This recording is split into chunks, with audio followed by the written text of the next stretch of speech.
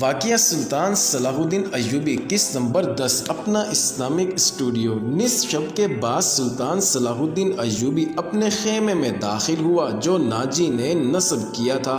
اندر سے اس نے قالین بچھا دیے تھے۔ پلنگ پر چیتے کی کھال کی مانند پلنگ پوش تھا۔ فانوس جو رکھوایا تھا اس کی ہلکی نیلی روشنی صحرا کی شفاف چاندنی کی مانند تھی اور اندر کی فضا عطر بیز تھی۔ خیمے کے اندر ریشمی پردے آویزاں تھے۔ ناجی سلطان صلاح الدین ایوبی کے ساتھ خیمے میں اندر گیا اور کہا، اسے ذرا سی دیر کے لیے بھیج دوں، میں وعدہ خلافی سے بہت ڈرتا ہوں۔ بھیج دو، سلطان صلاح الدین ایوبی نے کہا، اور ناجی ہرن کی طرح چوکڑیاں بھرتا خیمے سے باہر گیا۔ تھوڑا ہی وقت گزرا تھا کہ سلطان صلاح الدین ایوبی کے محافظوں نے ایک رقاصہ کو اس کے خیمے کی طرف آتے دیکھا۔ خیمے کے ہر طرف مشعلیں روشن تھی۔ روشنی کا یہ انتظام علی بن سفیان نے کرایا تھا کہ رات کے وقت محافظ گرد و پیش میں اچھی طرح سے دیکھ سکیں۔ رقاصہ قریب آئی تو انہوں نے اسے پہچان لیا۔ انہوں نے اسے رقص میں دیکھا تھا۔ یہ وہی لڑکی تھی جو ٹوکرے میں سے نکلی تھی۔ وہ زکوئی تھی۔ وہ رقص کے لباس میں تھی۔ یہ لباس توبہ شکن تھا۔ محافظوں کے کمانڈروں نے اسے روک لیا۔ زکوئی نے بتایا کہ اسے امیر مصر نے بلوایا ہے۔ کمانڈر نے اسے بتایا کہ یہ ان امیروں میں سے نہیں کہ یہ تم جیسی فاحشہ لڑکیوں کے ساتھ راتیں گزارے۔ آپ ان سے پوچھ لیں، میں بن بلائے آنے کی جرت نہیں کر سکتی۔ ان کا بلاوا تم کو کس نے دیا ہے؟ کمانڈر نے پوچھا۔ سالار ناجی نے کہا کہ تمہیں امیر مصر بلا رہے ہیں۔ آپ کہتے ہیں تو میں چلی جاتی ہوں۔ امیر نے جواب طلبی کی تو تم خود بھگت لینا، زکوئی نے کہا۔ کمانڈر تسلیم نہیں کر سکتا تھا کہ امیر مصر نے ایک رقاصہ کو اپنے خیمے میں بلوایا ہے۔ وہ ایوبی کے کردار سے واقف تھا۔ وہ اس کے اس حکم سے بھی واقف تھا کہ ناچنے گانے والیوں سے تعلق رکھنے والے کو 100 درے بھی مارے جائیں گے۔ کمانڈر شش و پنج میں پڑ گیا۔ سوچ سوچ کر اس نے ہمت کی اور سلطان صلاح الدین ایوبی کے خیمے میں اندر چلا گیا۔ ایوبی اندر ٹہل رہا تھا۔ کمانڈر نے ڈرتے ڈرتے کہا، باہر ایک رقاصہ کھڑی ہے، کہتی ہے کہ حضور نے اسے بلوایا ہے، اسے اندر بھیج دو، سلطان صلاح الدین ایوبی نے کہا۔ کمانڈر باہر نکلا اور زکوئی کو اندر بھیج دیا۔ سپاہیوں کو توقع تھی کہ ان کا امیر اور سالار اس لڑکی کو باہر نکال لے گا۔ وہ سب سلطان صلاح الدین ایوبی کی گرجدار آواز سننے کے لیے تیار تھے، لیکن ایسا کچھ نہیں ہوا۔ رات گزرتی جا رہی تھی۔ اندر سے دھیمی دھیمی باتوں کی آوازیں آ رہی تھی۔ محافظ دستے کا کمانڈر بے قراری کے انداز میں ٹہل رہا تھا تو ایک سپاہی نے کہا، کیا یہ حکم صرف ہمارے لیے ہے کہ کسی فاحشہ کے ساتھ تعلق رکھنا جرم ہے؟ ہاں، حکم صرف ماتحتوں اور قانون صرف رعایا کے لیے ہوتا ہے، کمانڈر نے کہا۔ امیر مصر کو درے نہیں لگائے جا سکتے، بادشاہوں کا کوئی کردار نہیں ہوتا۔ سلطان صلاح الدین ایوبی شراب بھی پیتا ہوگا، ہم پر جھوٹی پارسائی کا رعب جمایا جاتا ہے، کمانڈر نے کہا۔ ان کی نگاہوں میں سلطان صلاح الدین کا جو مقام و مرتبہ تھا وہ ٹوٹ گیا تھا۔ اس مرتبے میں سے ایک عربی شہزادہ نکلا جو عیاش تھا، پارسائی کے پردے میں گناہ کا مرتکب ہو رہا تھا۔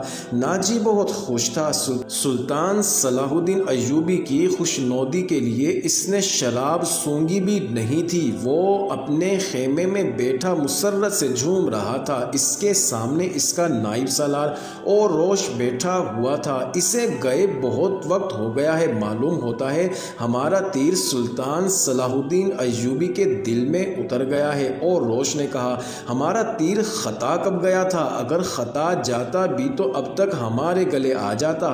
ناجی نے قہقہ لگا کر کہا، تم ٹھیک کہتے ہو، زکوئی انسان کے روپ میں ایک طلسم ہے۔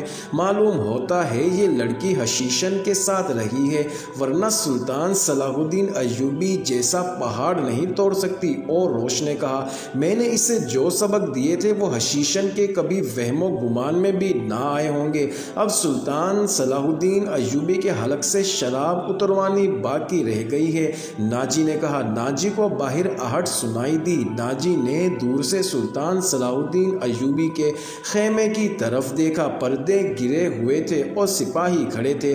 اس نے اندر جا کر اور روش سے کہا، اب میں یقین کے ساتھ کہہ سکتا ہوں کہ میری زکوئی نے سلطان صلاح الدین ایوبی جیسا پارسائی کا پہاڑ توڑ ڈالا ہے۔ رات کا آخری پہر تھا جب زکوئی سلطان صلاح الدین ایوبی کے خیمے سے باہر نکلی۔ ناجی کے خیمے میں جانے کے بجائے وہ دوسری طرف چلی گئی۔ راستے میں ایک آدمی کھڑا تھا جو سر سے پاؤں تک ایک ہی لبادے میں چھپا ہوا تھا۔ اس نے دھیمی سی آواز میں زکوئی کو پکارا۔ وہ اس آدمی کے پاس چلی گئی۔ وہ اس کو خیمے میں لے گیا۔ بہت دیر بعد وہ اس خیمے سے نکلی اور ناجی کے خیمے کا رخ کیا۔ ناجی اس وقت تک جاگ رہا تھا اور کئی بار سلطان صلاح الدین ایوبی کے خیمے کی طرف باہر نکل کر دیکھ چکا تھا کہ زکوئی نے سلطان صلاح الدین ایوبی کو پھنسا لیا ہے اور اسے آسمان کی بلندیوں سے گھسیٹ کر ناجی کی پس ذہنیت میں لے آئی اور روش رات بہت ہوئی ہے، وہ ابھی تک واپس نہیں آئی۔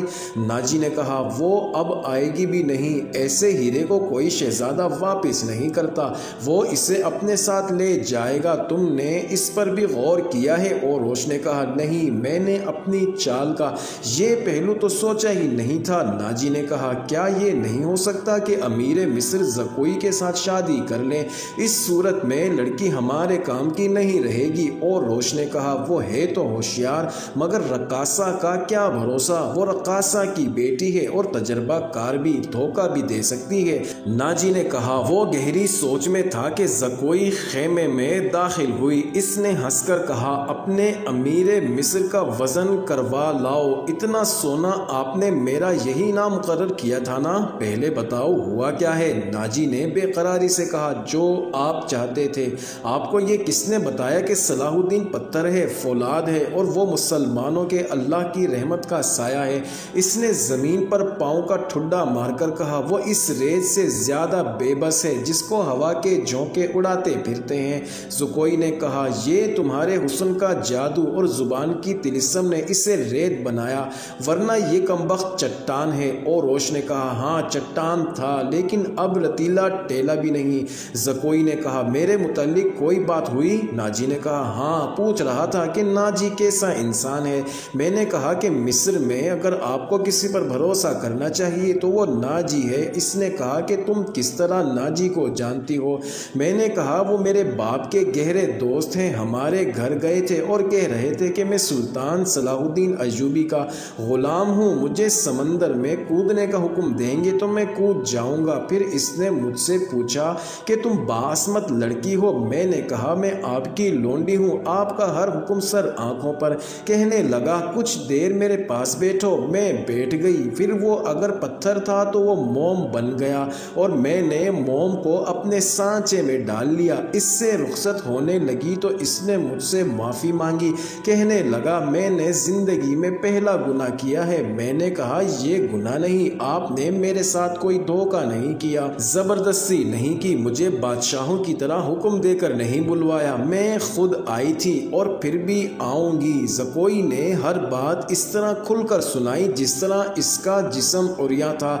ناجی نے جوش مسرت سے اسے اپنے بازوؤں میں لے لیا اور روش زکوئی کو خراج تحسین اور ناجی کو مبارکباد دے کر خیمے سے نکل گیا۔ معزز ناظرین، یہ انٹرسٹنگ ویڈیو جاری ہے، اگلی ویڈیو کس نمبر 11 میں دیکھنا مت بھولیے گا۔